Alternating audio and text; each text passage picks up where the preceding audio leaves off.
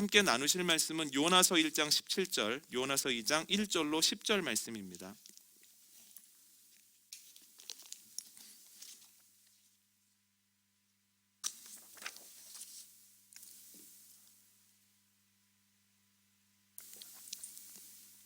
이어서 함께 읽도록 하겠습니다. 제가 먼저 읽겠습니다.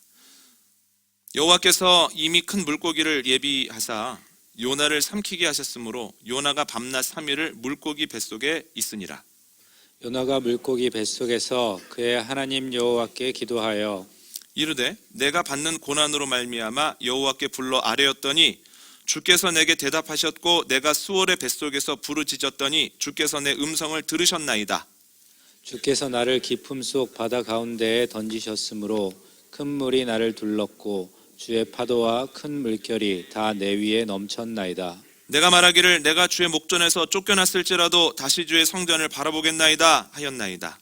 물이 나를 영혼까지 둘러싸오며 깊음이 나를 에워싸고 바다풀이 내 머리를 감쌌나이다. 내가 산의 뿌리까지 내려갔사오며 땅이 그 빗장으로 나를 오래도록 막았사오나 나의 하나님 여호와여 주께서 내 생명을 구덩이에서 건지셨나이다.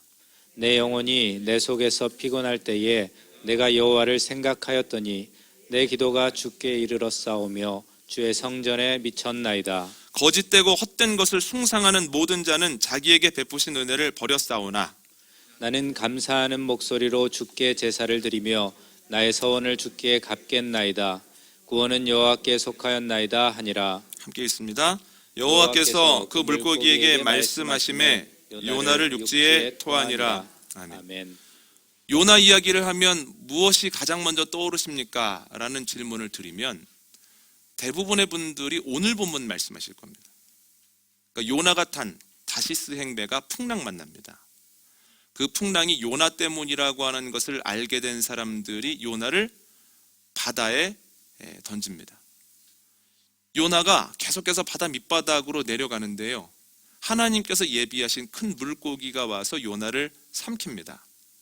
물고기 뱃속에서 요나가 기도합니다. 그리고 3일 뒤에 하나님의 명령을 받은 물고기가 요나를 무태 토해냅니다. 물고기가 삼키고 물고기 안에서 기도하고 물고기가 토해내죠. 그래서 이 이야기의 중심에는 큰 물고기가 있는 것 같습니다만, 그러나 오늘 본문이 큰 물고기의 기적을 이야기하고자 하는 것은 아닙니다. 만약 물고기가 이 이야기의 중심이고 하고 싶은 이야기라면 많은 자료들이 이 물고기가 무엇이며 이 물고기가 어디 가든 중에 삼켰으며 또한 물고기 뱃속에서 요나는 어떻게 지냈는가에 대해서 연구하고 이야기를 해야 될 것 아닙니까? 그런데 요나에 대한 자료들을 찾아보면 물고기에 대해서 이야기하고 있는, 물고기를 깊이 연구한 내용은 없습니다. 이것이 중심 주제가 아니기 때문에 그렇습니다. 대신 모든 연구 자료들이 공통적으로 이야기하고 있는 것은 요나가 내려가고 있다라고 하는 사실입니다. 요나서 1장 3절 말씀 한번 읽어볼까요? 함께 읽습니다. 시작. 그러나 요나가 여호와의 얼굴을 피하려고 일어나 다시스로 도망하려 하여 요바로 내려갔더니 마침 다시스로 가는 배를 만난지라. 여호와의 얼굴을 피하여 그들과 함께 다시스로 가려고 뱃삭을 주고 배에 올랐더라. 아멘. 요나는 다시스로 도망하려고 합니다. 그래서 요바로 내려갑니다. 마침 다시스 가는 배가 옵니다. 배에 오릅니다. 그러니까 오늘 본문의 표현은 배에 올랐다고 되어 있지만 표준세 번역과 공동 번역에는 배를 탔다라고 되어 있고요, 원문에는 배로 내려갔다라고 되어 있습니다. 그러니까 배에 오른 것이 아니라 배에 내려간 겁니다. 그리고 배에 탄 요나는 배 아래층으로 다시 한번 내려가게 되었다라고 하는 겁니다. 그런데 그의 내려감이 여기에서 멈추지 않습니다. 오늘 본문 6절을 보면 바다에 던져진 요나가 산의 뿌리까지 내려갑니다. 산의 뿌리가 어디냐면 바다 밑바닥입니다. 그러니까 던져져서 요나가 계속해서 바다 밑바닥으로 내려가다가 바닥까지 떨어져 버렸다는 거예요. 그런데 그의 떨어짐이 여기에서 끝이 아닙니다. 큰 물고기가 와서 그를 삼킵니다. 여러분, 물고기가 요나를 삼켰다는 이 내용을 들으셨을 때 어떤 내용이 떠오르십니까? 어떤 마음이십니까? 저는 이 구절을 들을 때마다 어렸을 때 읽었던 피노키오 동화가 생각이 납니다. 피노키오가 배를 타고 할아버지를 찾으러 다니는데 얼마나 큰 고래가 피노키오를 삼켰던지 고래 뱃속에서 피노키오가 배 타고 다닙니다. 너무 어두워서 볼 수 없으니까 횃불도 켭니다. 또한 요나라고 하는 단어로 인터넷을 검색해 보면 이미지 중에 요나가 물고기 뱃속에서 무릎을 꿇고 가지런히 손을 모으고 기도하는 일러스트도 있습니다. 그런데 여러분, 오늘 본문 2절에 나오는 물고기 뱃속이라고 하는 단어는 원문으로는 물고기 창자라는 뜻입니다. 그 넓은 공간이 아닙니다. 물고기에 삼킴을 당한 요나는 수만 번 제대로 쉬기도 힘든 극한 상황이라는 거예요. 죽음 바로 직전에 있습니다. 그래서 오늘 본문을 보면 내가 수월과 같은 물고기 뱃속에서 부르짖었다고 얘기를 하지 않습니까? 그러니까 요나가 계속해서 추락하는 거예요. 요바로, 배로, 배 아래로, 바다 밑바닥으로, 그리고 물고기 뱃속까지 추락했습니다. 더 이상 떨어질 데도 없다는 거예요. 오늘 본문이 얘기하고자 하는 바는 하나님의 뜻에 반하는 길은 떨어지는 길이다, 내려가는 길이다, 이런 얘기하고 싶은 겁니다. 저는 오늘 본문을 읽으면서 아브라함 생각이 났습니다. 창세기 12장 10절 말씀 함께 읽어보겠습니다. 시작. 그 땅에 기근이 들었으므로 아브라함이 애굽에 거류하려고 그리로 내려갔으니 이는 그 땅에 기근이 심하였음이라. 아멘. 고향을 떠난 아브라함이 심각한 기근을 만납니다.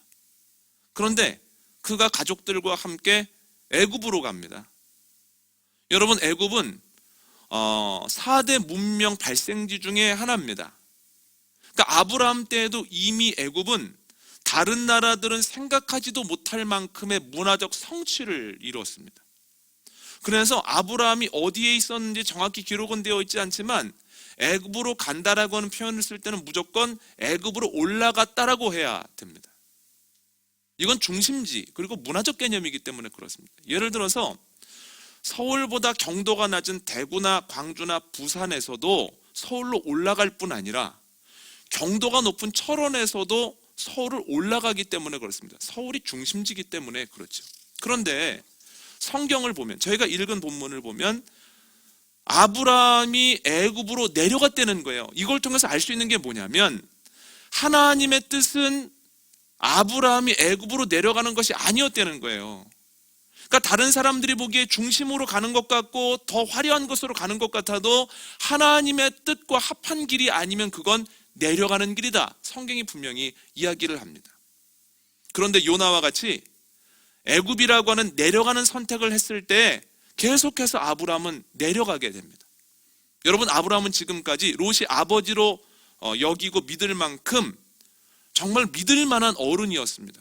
그런데 내려가면서 야, 내 아내를 차지하기 위해서 나를 죽이면 어떡하지? 그리고 아내 사라에게 내 누이 동생이라고 합시다.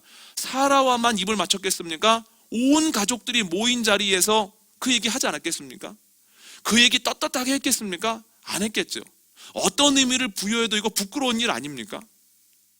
이미 그것 자체가 아브라함이 다시 한번 추락했다는 거예요. 그리고 아시는 것처럼 애굽에 내려가면서 다시 한번 추락을 경험합니다. 여러분, 요나의 모습을 보면 내려감의 특징을 알 수 있습니다. 처음에는 선택권이 주어집니다. 주님이 말씀하셨을 때 순종할 수도 있고 불순종할 수도 있습니다. 어떻게 합니까? 불순종하죠. 요방에서 다시스 가는 배를 탈 수도 있고 다시 한번 생각해 볼 수 있었습니다. 그런데 다시스로 가죠. 그런데 그렇게 선택을 하고 점점 그의 선택권이 없어지다가 풍랑을 만나는 순간부터는 그에게 선택권이 주어지지 않았습니다. 그래서 던져지고 물에 계속 가라앉고 물고기에게 삼킨 바 되었다라고 하는 거예요. 그래서 이건 아브라함에게도 동일하죠. 기근이 들었을 때 주님의 뜻에 합한 곳으로 갈 수도 있고 내가 보기에 좋은 곳으로 갈 수도 있습니다. 그런데 애굽으로 가죠. 애굽으로 가려고 할 때 두려운 마음이 생깁니다. 그러면 이걸 하나님의 음성으로 듣고 멈출 수도 있고 거짓말을 해서라도 내가 원하는 대로 갈 수도 있습니다. 그런데 거짓말을 하잖아요. 여러분 아시는 것처럼 그 애굽으로 내려간 이후부터는 아브라함이 불가항력적 어려움을 겪게 되었다라고 하는 거죠. 저는 오늘 본문에 나오는 요나와 창세기 12장에 나오는 아브라함을 보면서 선택의 중요성에 대해서 다시 한번 생각을 해봤습니다. 야, 선택이라고 하는 것이 참 중요하구나. 어떤 선택을 하느냐에 따라서 올라갈 수도 있고 내려갈 수도 있구나. 선택 잘해야 되겠구나. 뿐만 아니라 실수했을 때는 바로 돌이킬 수 있는 지혜와 용기가 필요하구나라는 생각을 했습니다. 여러분, 그런데 어떻게 선택을 잘할 수 있겠습니까? 하나님의 음성을 듣고 순종해야 되겠죠. 그럼 하나님의 음성을 어떻게 들을 수 있겠습니까? 2주 전에 나눴던 말씀 기억나십니까? 두 가지입니다. 첫 번째는 하나님의 말씀으로 선하신 뜻을 알 수 있습니다. 음성을 들을 수 있죠. 주님께서 나에게 말씀하신다. 그런데 선포된 말씀, 그리고 지켜진 말씀, 기록된 말씀을 통해서 나에게 말씀하신다고 하는 것을 기억하고, 단어를 넘어서 문장으로, 문장을 넘어서서 문단으로 보이는 것뿐만이 아니라 행간을 읽어내려고 노력하는 것을 통해서 말씀이 하나님 음성이 됩니다. 두 번째는 사건입니다. 하나님 안에서 우연이 없음을 깨닫고, 하나님은 나만을 위한 하나님이 아니라 온 우주의 주인 되신다는 것을 깨닫고, 하나님은 내가 원하는 것이 아니라 나에게 꼭 필요한 것을 주시는 분이라고 하는 것을 깨닫고 사건을 해석할 때 그 사건도 하나님의 분명한 음성이 된다는 거예요. 그 음성을 따라갔을 때 내려가는 길이 아니라 올라가는 길을 걸어갈 수 있습니다. 여러분, 말씀과 사건을 통해서 하나님의 음성을 듣고 순종하는 저와 여러분 되시기를 원합니다. 하나님의 마음에 반하는 길이 아니라 합한 길을 걸어가게 되고, 내려가는 삶이 아니라 올라가는 삶을 살아가는 저와 여러분 되시기를 원합니다. 요나는 잘못된 선택을 계속했죠. 그래서 결국은 물고기 뱃속까지 떨어집니다. 그런데 감사한 것은 물고기 뱃속이 요나 삶의 결론은 아니었다는 거예요. 여러분, 물고기 뱃속이 요나 삶의 결론이었다면 얼마나 비참한 일입니까? 그런데 요나서를 읽어보면 거기에서 끝난 줄 알았는데 그게 끝이 아니라 무트로 나오게 되고 다시 사명을 받아서 사명 감당했다는 거죠. 감격스러운 일입니다. 또 하나 감사한 것은 물고기 뱃속에 있을 때에도 요나에게 희망이 있었다는 거예요. 오늘은 이 두 가지를 나누려고 합니다. 뱃속에 있을 때에도 없어지지 않았던 희망은 무엇인가? 첫 번째 희망이 무엇이냐? 왜 희망이 있었냐면 기도의 권리가 있었기 때문에 물고기 뱃속에서도 희망이 있었습니다. 여행 갈 때 짐 얼마나 가지고 가십니까? 개인 차는 다르겠지만 꼼꼼하신 분들은 많이 가지고 가고, 그렇지 않은 분들은 가서 써야지 이러시겠지만, 대부분 머무는 시간에 비례하는 경우가 대부분일 겁니다. 그러니까 요나가 지금 다시스 가고 있는데 다시스 땅끝입니다. 항해 시간만 몇 달입니다. 그러면 그가 가지고 있는 짐이 적었을 리 만무합니다. 그런데 풍랑을 만나자마자 사람들이 배의 무게를 줄이기 위해서 배에 있는 짐들을 막 버리기 시작하지 않습니까? 그 풍랑을 만나면서부터 요나가 가지고 있었던 꽤 많은 것들이 사라져 버립니다. 그래도 중요한 것은 몸에 지니고 있지 않았겠습니까? 그런데 사람들이 그를 바다에 던지고 바다에 가라앉고, 가라앉는 그 요나를 바닥 근처에서 물고기가 삼켰을 때 이미 그가 귀중하다고 생각해서 몸에 지니고 있었던 것조차도 대부분 사라져 버렸겠죠. 오늘 본문을 묵상하면 생각해 보니까 요나가 물고기에게 삼킴을 당했을 때 옷이나 제대로 입고 있었을까? 옷이라고 하는 건 사람의 기본적인 자존심을 지켜주는 것 아닙니까? 그런데 그의 마지막 자존심도 상실되지 않았을까? 이런 생각을 해봤습니다. 다 없어졌죠. 그런데 물고기 뱃속에 들어간 요나에게도 아직 있는 것이 있었습니다. 오늘 보면 1절과 2절 한번 읽어볼까요? 함께 읽습니다. 시작. 요나가 물고기 뱃속에서 그의 하나님 여호와께 기도하여 이르되 내가 받는 고난으로 말미암아 여호와께 불러 아뢰었더니 주께서 내게 대답하셨고 내가 수월의 뱃속에서 부르짖었더니 주께서 내 음성을 들으셨나이다. 아멘. 어제 새벽기도 때 나눴던 역대하 6장 말씀 기억나십니까? 성전을 봉헌하면서 솔로몬이 이렇게 기도합니다. 주님, 우리가 주님의 성전을 바라보며 기도할 때 주님께서 우리의 기도에 응답하여 주옵소서. 회개하면 죄는 사해 주시고 우리가 죄를 지어 적들에게 침입을 당하여 고통을 받고 있어 기도하면 죄는 용서해 주시고 우리의 삶은 회복시켜 주옵소서. 그러니까 솔로몬이 뭘 요구합니까? 기도했을 때 응답해 달라고 하는 기도의 특권을 달라는 거예요. 여러분, 기도는 누구나 할 수 있습니다. 아무에게나 할 수 있습니다. 그러나 기도가 기도일 수 있는 것은 그에 대한 응답이 있어야 된다는 거예요. 그러니까 솔로몬이 뭘 요구합니까? 주님, 기도할 때 응답하시는, 기도할 때 들어주시고 일하시는 그 기도의 특권을 달라는 거예요. 여러분, 오늘 본문의 요나를 보십시오. 물고기 뱃속에서 기도를 합니다. 그랬더니 어떻게 합니까? 하나님이 물고기 뱃속에서 기도하는 요나의 기도를 들으시고 응답하셨다는 거예요. 모든 것들을 다 잃었음에도 불구하고 여전히 물고기 뱃속에서도 기도할 수 있는 권리, 기도의 특권은 요나가 가지고 있었다는 거죠. 요나에게만 그런 것 아닙니다. 예레미야 말씀 한번 읽어볼까요? 예레미야 29장 12절로 13절입니다. 함께 읽습니다. 시작. 너희가 내게 부르짖으며 내게 와서 기도하면 내가 너희들의 기도를 들을 것이요 너희가 온 마음으로 나를 구하면 나를 찾을 것이요 나를 만나리라. 아멘. 이스라엘 사람들이 끊임없이 죄를 짓죠. 그래서 하나님께서 예레미야를 비롯한 수많은 선지자들을 통해서 돌이켜야 된다라고 말씀하시지만 그들의 죄가 점점 도를 지나쳐 버립니다. 이제 곧 바벨론이라고 하는 회초리를 통해서 징계받게 될 겁니다. 곧 포로로 끌려가게 될 겁니다. 그럼에도 불구하고 하나님 뭐라고 말씀하시냐면 그러한 상황 속에서도 너희가 기도하면 내가 들을 것이다. 너희가 나를 찾으면 너희가 나를 만날 것이다. 그리고 포로기에 끌려갔을 때도 기도의 특권은 유지되었다라고 하는 거예요. 여러분, 제가 역대하 말씀 나누고 있지 않습니까? 역대하가 무슨 내용이라고 말씀을 드렸습니까? 포로기에서, 그리고 포로기에서 돌아온 사람들이 너무너무 힘들어서 주님께 기도할 때 주님께서 내 약속은 취소되지 않았다. 너희는 여전히 내 사랑하는 이스라엘이다라고 하는 주님의 응답이라고 말씀을 드렸습니다. 여러분, 하나님께서는 이스라엘 사람들에게 기도의 특권을 주시고 그 기도의 특권을 어떤 상황 속에서도 취소하지 않으셨습니다. 이건 우리에게도 마찬가지입니다. 저희가 여러 가지 일들을 통해서 내려감을 경험하면 그때부터 우리가 가지고 있는 많은 것들을 상실하게 됩니다. 소유, 자리, 물질, 영향력, 관계의 폭, 이런 것들이 사라지거나 축소되죠. 그러니까 스스로 생각할 때 내가 이전에 이러지 않았는데, 내가 꿈꾸던 건 이런 게 아닌데 라고 하면서 굉장한 박탈감과 허탈함에 시달릴 수 있습니다. 그런데 여러분, 다 사라져도 사라지지 않는 것이 있으니 그것은 주님께서 나에게 주신 기도의 특권입니다. 어떤 상황 속에서도 기도할 수 있습니다. 어떤 상황 속에서도 기도하면 주님께서 들으시고 그 기도에 응답해 주신다는 거예요. 그렇다면 물고기 뱃속에 있는 우리가 해야 될 것은 무엇입니까? 물고기 뱃속 같은 숨쉬기도 힘든 시시각각 나를 조여오는 이 상황 속에서도 여전히 나에게 있는 것이 있음을 기억하고 기도의 특권을 가지고 주님께 나아가는 것이 우리가 해야 될 일 아니겠습니까? 여러분, 기억하십시오. 물고기 뱃속에서도 어떤 풍랑도 우리의 기도의 권리는 사라지지 않습니다. 이것을 기억하고 늘 기도하는 저와 여러분 되시기를 원합니다. 두 번째로 그에게 희망이 있었던 이유는 준비된 구원이 있었기 때문입니다.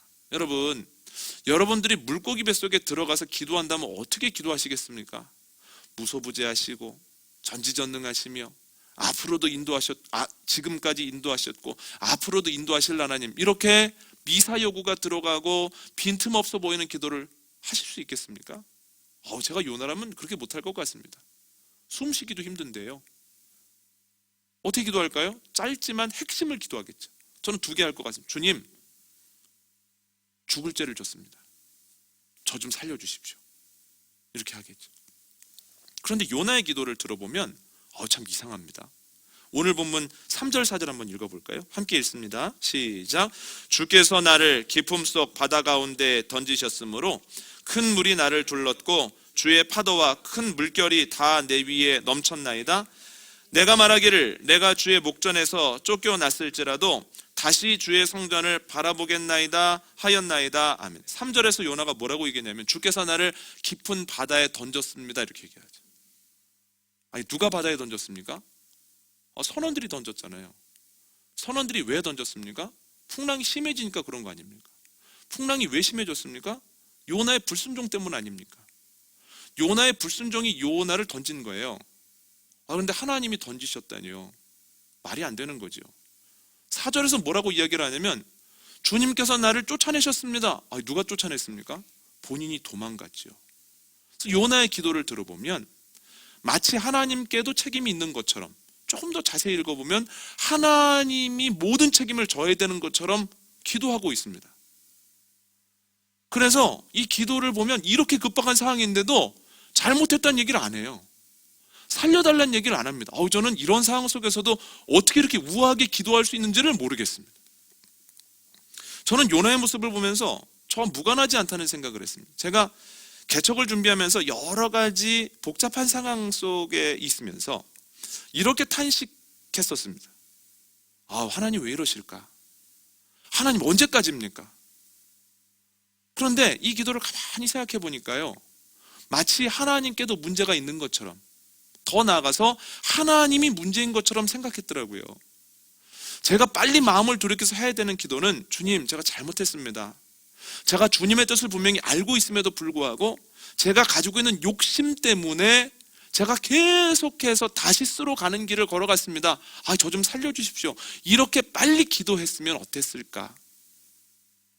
그렇게 기도하기 전에 많은 고생들, 고민들을 다 하고 나서 기도했다는 것이 오늘 본문을 묵상하면서 참 미련했다라고 하는 생각이 드는 겁니다. 여러분들은 물고기 뱃속과 같은 상황이 되어진다면 어떻게 기도할 것 같으십니까? 지금의 요나처럼 기도하시겠습니까? 아니면 나를 돌아보고 철저하게 주님께 회개하는 모습을 보이시겠습니까? 요나의 기도를 보면서 이상하다고 느낀 것 또 하나 있습니다. 오늘 보면 8절 9절 한번 보시죠. 함께 읽습니다. 시작. 거짓되고 헛된 것을 숭상하는 모든 자는 자기에게 베푸신 은혜를 버렸사오나 나는 감사하는 목소리로 주께 제사를 드리며 나의 소원을 주께 갚겠나이다. 구원은 여호와께 속하였나이다 하니라. 아멘.